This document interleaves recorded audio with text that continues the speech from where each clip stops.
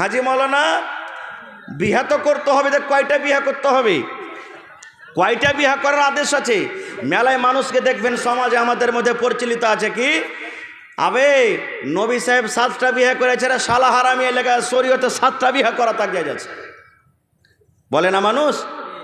7টা বিয়া করেন, 10টা করেন, 15টা করেন, মানা নেই, কিন্তু একসাথে 4টে স্ত্রী কি রাখতে পারবেন আপনি?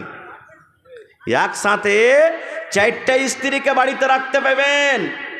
যদি 5 নম্বর যদি আপনি বিয়ে করে আনবেন তো এই 4টার মধ্যে একটাকে তালাক করতে হবে আপনাকে, একসাথে 4টে স্ত্রী রাখতে পারবেন। এবার আল্লাহ তাবারক ওয়া তাআলা বলছেন, উম্মু এ আমার বান্দা, পারো তো তুমি 2টা বিয়ে করো, শক্তি আল্লাহ দিয়েছে, পারো তো 3টা বিয়ে করো, ওয়াতিও মন না ভরে তো 4টে বিয়ে করো। এবার তুমি যদি দেখছো যে 4টে বিবাহ করব, 2টা করব, 3টা করব, এবার ওয়ার্কের মধ্যে ফয়সালা করতে পারবো না, দেখবেন যারকে 2টা স্ত্রী ভাই জীবনে কোনোদিন সুখ পায়নি, আর বিচার করতে যদি যায় থাকেন দেখবেন ওয়ার্কে খাওয়া পিন্দার কোনো টেনশন নাই, খালি থাকে টেনশন বেশি। এই ওর কাছে 2 দিন থাকছে, আমার কাছে 1 দিন থাকছে, ওর কাছে বেশি টাইম দিচ্ছে, আমার কাছে দেয় না, এরকমভাবে শুধু ঝগড়া আর লড়াই ফাসাদ হবে।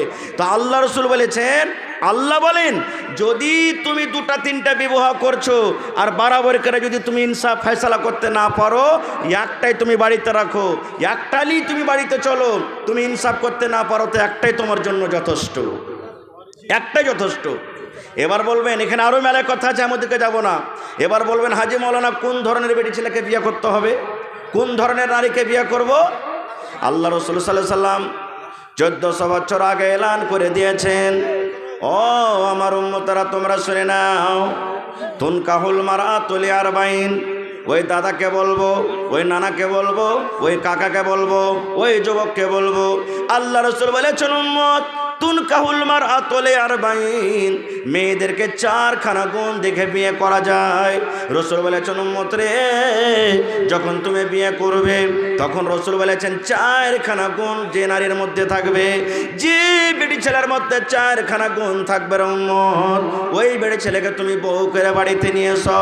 1 নম্বর রসুল বলেছেন লে মালে হা, যার কাছে মাল আছে, যার কাছে টাকা আছে, যার কাছে বাড়ি আছে, যার কাছে জমি আছে, যে মেয়ের বাবা ধনী, যে মেয়ের বাবা মালদার, যে মেয়ের বাবা জমিনদার, রসুল বলেছেন 1 নম্বর তুমি দেখো মাল আছে কিনা।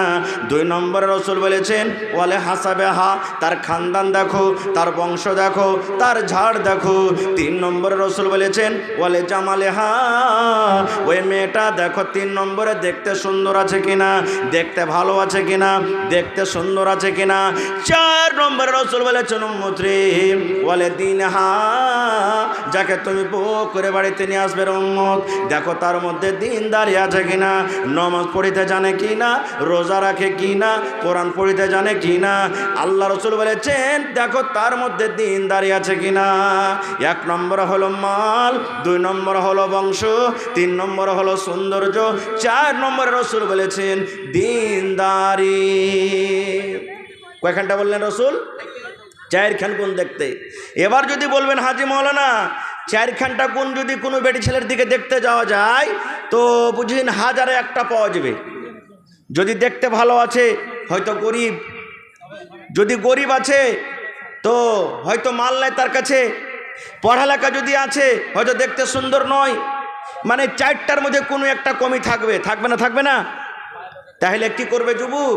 সব সাড় হ্যাঁ ঘুরে বেড়াইতে হবে নাকি? বিয়ে শাদী করতে হবে না? আল্লাহ রাসূল সাল্লাল্লাহু আলাইহি ওয়াসাল্লাম ফয়সালা করে দিয়েছেন, ও আমার উম্মতের দলেরা তোমরা শুনে নাও।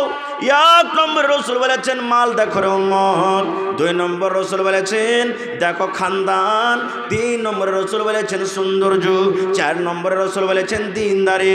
এই 4খানার মধ্যে যদি আগেকার 3খানাই না থাকে, যদি সুন্দর না হয় তাও চলবে, ঠোঁট মোটা হয় তাও চলবে, দাঁত বড় হয় তাও চলবে, নাক মোটা হয় তাও চলবে, দেখতে কালো হয় তাও চলবে, মেয়েটা যদি গরিব হয় তাও চলবে, বাপের যদি বাড়ি ঘর না থাকে তাও চলবে, জমি জায়গা যদি না থাকে তাও চলবে, খানদান যদি ছোট হয় তাও চলবে।